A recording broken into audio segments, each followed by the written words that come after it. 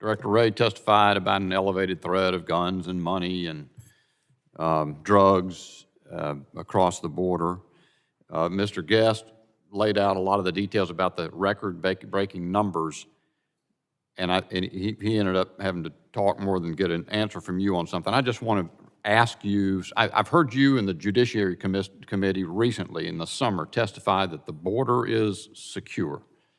Secretary Mayorkas, do you continue to maintain that the border is secure? Yes, and we are working day in and day out to enhance its security, Congressman. Right. Thanks, sir. We have remarkable. I get it. I just wanted to make sure that still is your assessment. Director Wray. It is, and it's very important, if I may. Well, I know there's just not enough time for a lot of explanation, and you've got written testimony and so forth. I just wanted to understand that that's your position still. I think it is a position that denies reality, respectfully, but I wanted to give you the opportunity to say, no, I think the situation's changed or something like that. Director Wray, do you believe that the border is secure? Well, I can only speak to border security from our narrow lane, but I can speak to it from that lane. What I would say is that we see significant criminal threats coming from south of the border, whether it's guns, drugs, money, violence. We see transnational criminal organizations that are sending their drugs here and that are using street gangs here to distribute it, and that contributes to the violent crime crisis here. We've had takedowns just in the last few months that I could give you as an example. I'll give you just one quick one. In Phoenix, we had a takedown working with CBP, who are phenomenal partners, I should add, where we seized in one vehicle interdiction enough fentanyl to kill the equivalent of the entire state of Pennsylvania.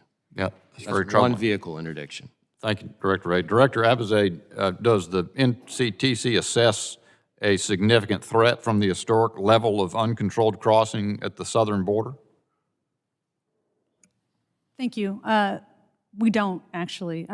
Border security is really important. If we look at the nature of the threat and how it's evolved here in the United States homeland, it's been striking how the evolution to lone actors actually reflects how much more difficult it is for terrorists to enter into the United States. We look historically at the kind of attacks we've experienced here in the homeland.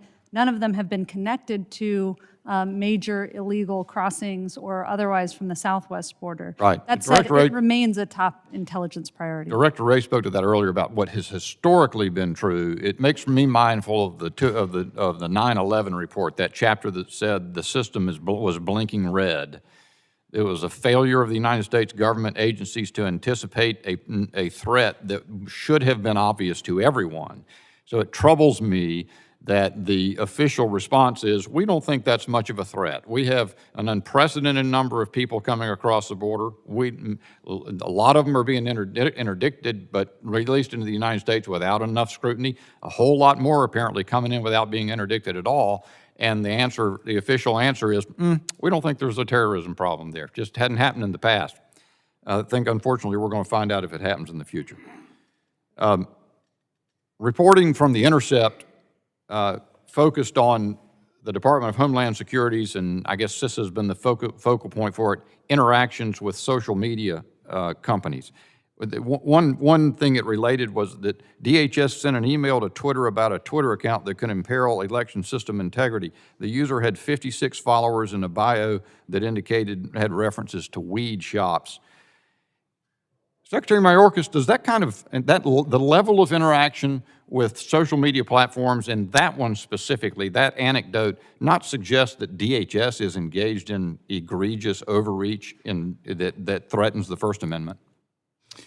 Congressman, I would note that the Intercept article focused its attention on the disinformation activities that preceded our administration.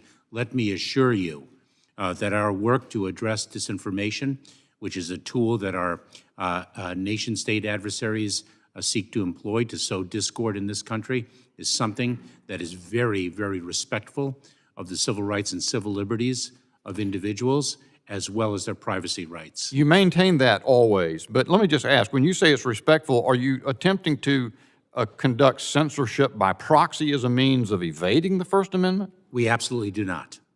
My time's expired.